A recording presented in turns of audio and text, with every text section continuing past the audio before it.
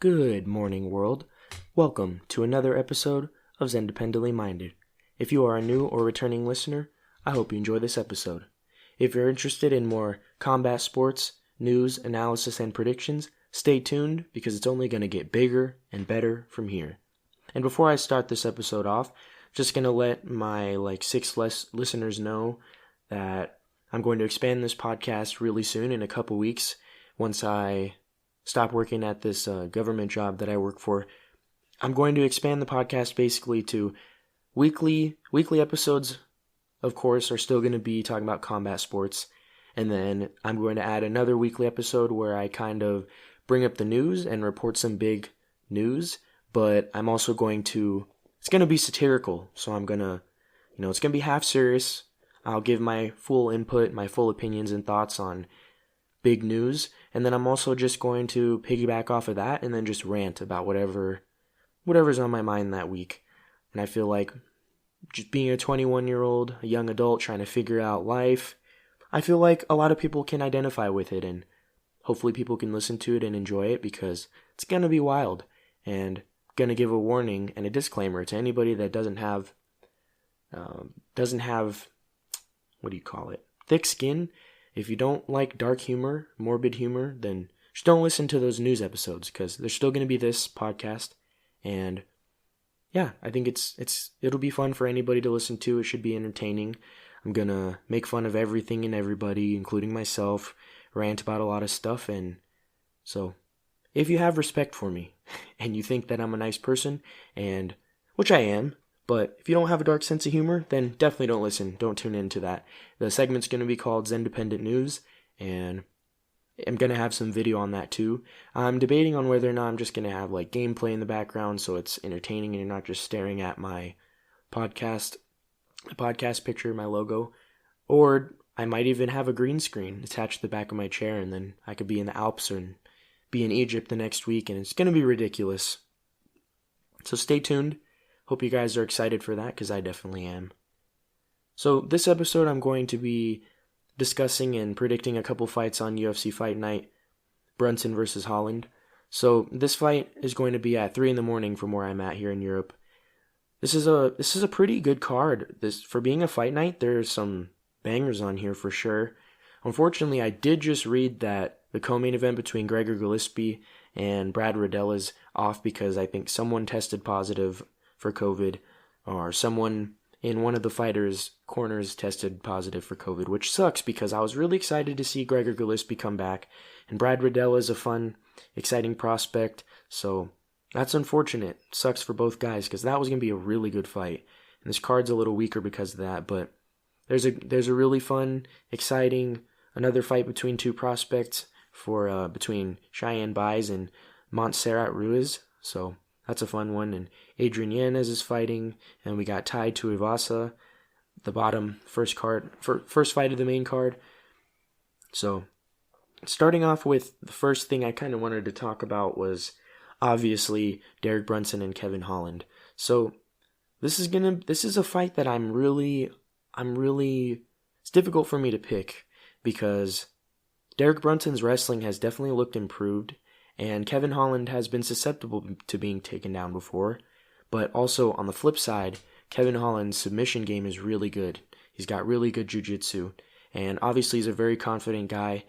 If anybody here listens to the Joe Rogan Experience, he was on there, and he's just a fun, kind of mocking, half-serious trash talker, and he likes to talk trash to anybody, and Derek Brunson is there's no exception there. So Derek Brunson obviously is the veteran here. He's 37. Kevin Holland's 28.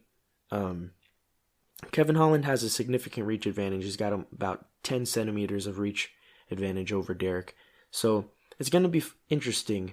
I definitely do think that Kevin Holland can utilize his reach and definitely avoid being taken down. But if he is taken down, he can strike from the bottom and knock you out. He did it to Jacare. So it's a tough one for me to pick because Derek Brunson has the ability to wrestle and wrestle all 5 rounds, and Kevin Holland has lost a couple decision fights before, so it's going to be interesting. And I think on the feet, Kevin Holland has the power advantage for sure. Plus, he's got the longer reach, so it's going to be hard for Derek to get on the inside. But if Derek does get on the inside, he could possibly do damage and then take Kevin down and just control him for 5 rounds. I do think that's what he's going to try to do, because he doesn't want to get on the ground in a compromising position, obviously, and get submitted by a dangerous, long-legged, long-armed guy in Kevin Holland. But I am rooting for Kevin Holland, and I do think he's going to win. I just think that Derek Brunson's not going to be able to control him on the ground too well. Like I said, Kevin Holland is too long, and it's just going to be interesting because we haven't seen Kevin Holland go 5 rounds. I'm not sure if we've seen him go 5 rounds ever.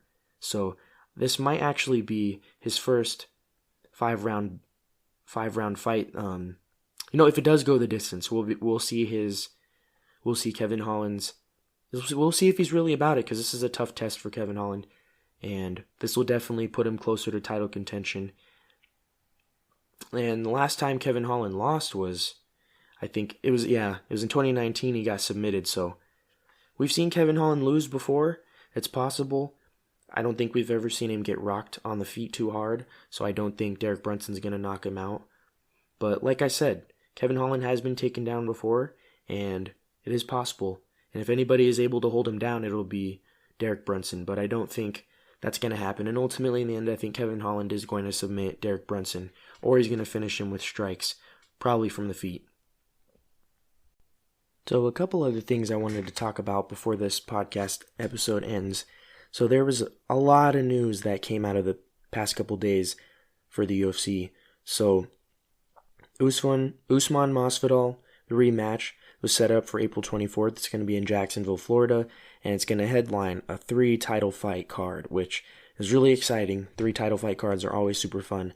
But what also is exciting is that's going to be full fans, full capacity. So that'll be interesting to see. It's definitely, I know a lot of people are complaining that Masvidal doesn't deserve a rematch, but the champion gets to pick at the end of the day. The rankings, the fans, Dana White does not pick who gets a title shot. Usman wants to settle the score with Masvidal. He doesn't like the trash talk, so I like that one a lot. And I do give Masvidal a better chance of winning coming out of a training camp, and I think it's funny that people are sleeping on him because the dude is underrated. He's really dangerous out of the clinch, and his takedown defense is pretty decent. Obviously, he got tired really quickly, like out of the first round in the first fight they had. So I do give Masvidal a better chance, but I do still think Usman's going to win. And the reason I give Masvidal a better chance, there's two main reasons I give him a better chance of winning. Not a high chance, but I give him a better chance of winning for 2 main reasons. The first reason being he's going to have a full training camp. His cardio is going to be better. He's going to be in better shape. And he's going to be able to make adjustments from the first time they fought, for sure. And the second thing is Usman's hatred and dislike and disdain for Masvidal is only going to get bigger, and it's going to get worse. And we saw the last time Usman had some serious beef with Colby Covington, he didn't even try to wrestle him. But one of the reasons also with that being was he probably knew that their wrestling was pretty on par with each other. So that being said, Usman could stand and bang and try to really hurt Masvidal and leave himself susceptible to a big strike, just like with Gilbert Burns.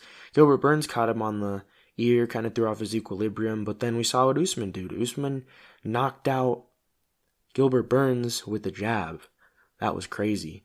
And obviously Usman's wrestling has always been really strong. It's the best part of his game, but also he's got underrated striking. So it's going to be an interesting fight, and I'm really excited about it. I know a lot of people are complaining about it, but they're all going to tune in. It doesn't matter. The second title fight that's on that card is Valentina Shevchenko versus Jessica Andrade. Valentina Shevchenko is going to beat Jessica Andrade. That's all I'm going to say. There's no one really else for Valentina to fight. I think Jessica Andrade she's got power, but she leaves herself open. She leaves herself open for strikes. We saw that in the rematch against Rose Namajunas, and we saw it in the first fight with Rose Namajunas. So I'm not really giving Jessica Andrade a chance. Everybody deserves a puncher's chance for sure in the octagon. So that's still going to be another fun one because Andrade is a tough fighter, but I just think Shevchenko's on another level. She's kind of on the same level as Amanda Nunes. No one can really touch them right now, and I don't see really any threats for either fighters. Shevchenko's just better on the ground. She's got better subs. Andrade has a nasty slam, as we saw with when she knocked Rose Namajunas by dropping her on her head, but I just don't see Andrade winning that one, but I'm going to go into that more detailed as it comes closer. And the third title fight on that card is a super, super exciting one. It's Weili Zhang versus Rose Namajunas for the strawweight title. I'm super excited for this one. I think this should be... It's not going to be the co-main event, of course, over Shevchenko Andrade, because Shevchenko is just a bigger star than Weili Zhang, but I'm a really big fan of Weili. She showed that she can go toe-to-toe with one of the most feared strikers in women's MMA, period, when she fought Joanna Jędrzejczyk the last time they fought, in her last title defense. So I'm excited, really excited for that one. I do favor Weili Zhang in that one, but Rose Namajunas is as tough a striker as anybody. You can never count her out because she's just that good.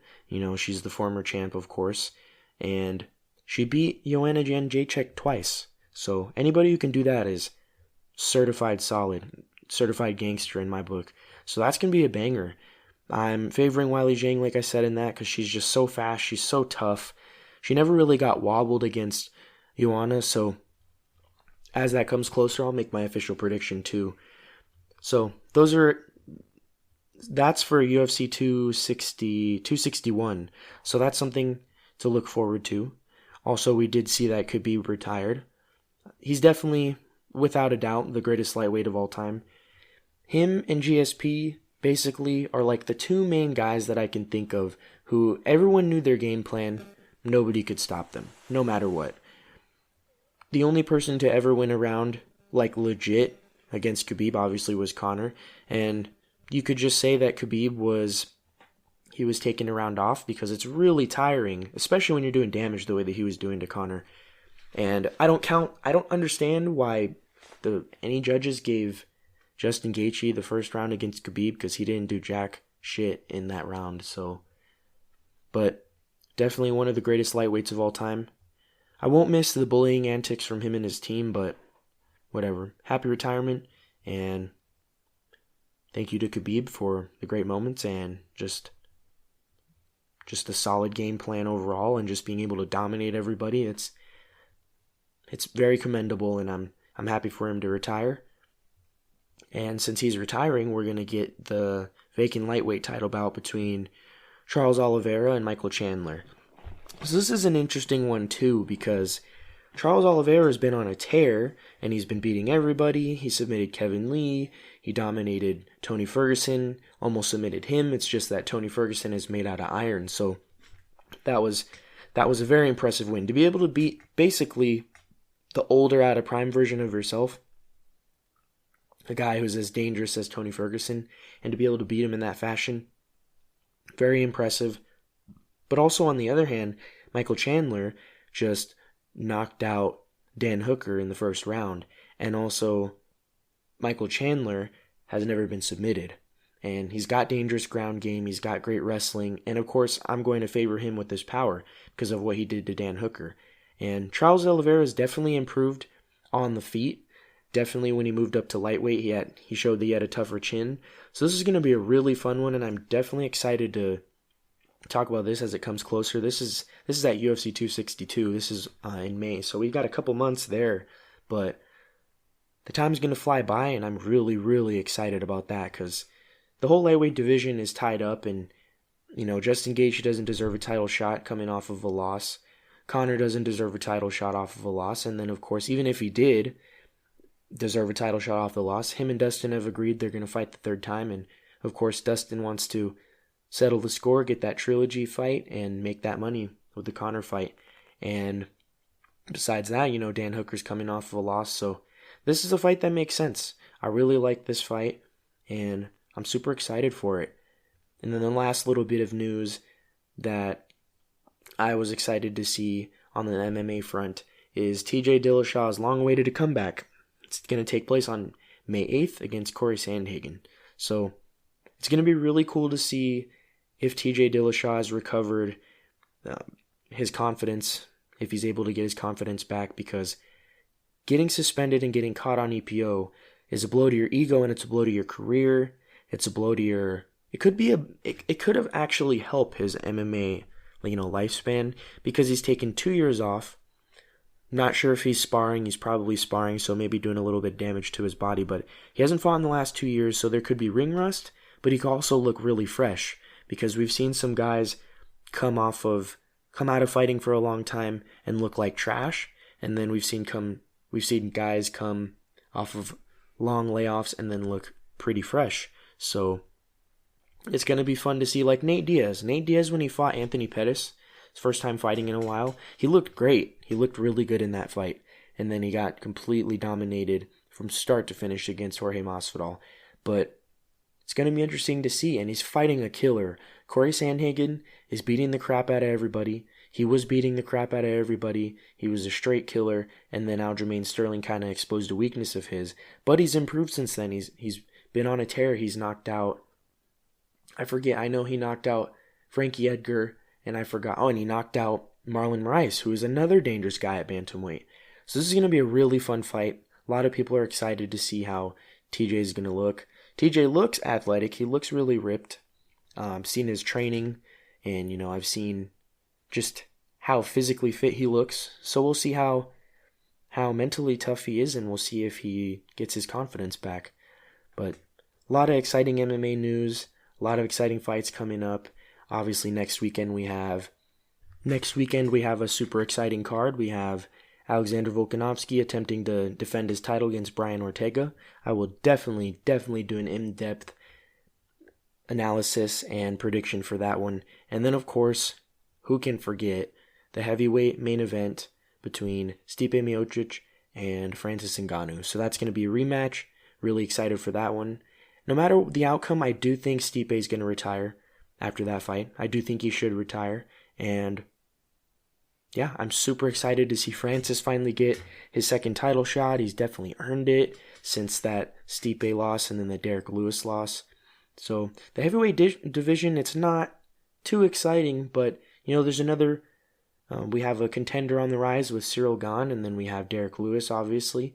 So there are a couple interesting potential matchups for the heavyweight division, and then whoever wins between this fight, between Francis and Stipe, is going to fight John Jones. So really excited about the future of MMA. And then also a little bit unrelated, but in boxing, it's combat sports related. So we have Tyson Fury and Anthony Joshua agreeing to a two-fight deal. So obviously, no matter the outcome of the first fight, they're going to have a rematch, which should happen. These are the two best heavyweights in boxing right now. So, and then Andy Ruiz and Deontay Wilder are talking about possibly fighting. So that's the only... they're making moves. Boxing has definitely been trash lately. The best have not been fighting the best. But this fight being agreed is the best fighting the best. And then the next best fighting the next best. So whoever wins between Deontay Wilder and Andy Ruiz can definitely argue for their title shot, getting the winners of Anthony Joshua and Tyson Fury. So we do have some exciting fights coming up in boxing and the UFC. I hope you guys enjoyed this episode, and I hope you stay tuned, and I hope you listen to my first Independent News episode, which is going to come out in a couple weeks. I encourage anybody and everybody who's even had a little bit of a thought of making a podcast, definitely take advantage of Anchor services. They're the best. Like I said in the ad, Anchor is the easiest, best, fastest, and just most efficient way to make a podcast. And it's free. That's the best part about it. They distribute to everybody that they possibly can, and if not, you're able to do it manually yourself. So I encourage anybody who's thought about making a podcast to make one, because right now people need entertainment, and if you think you bring something unique to the table, do it. Stay safe and stay away from those crazies out there, and thank you for tuning in. Catch you on the next episode.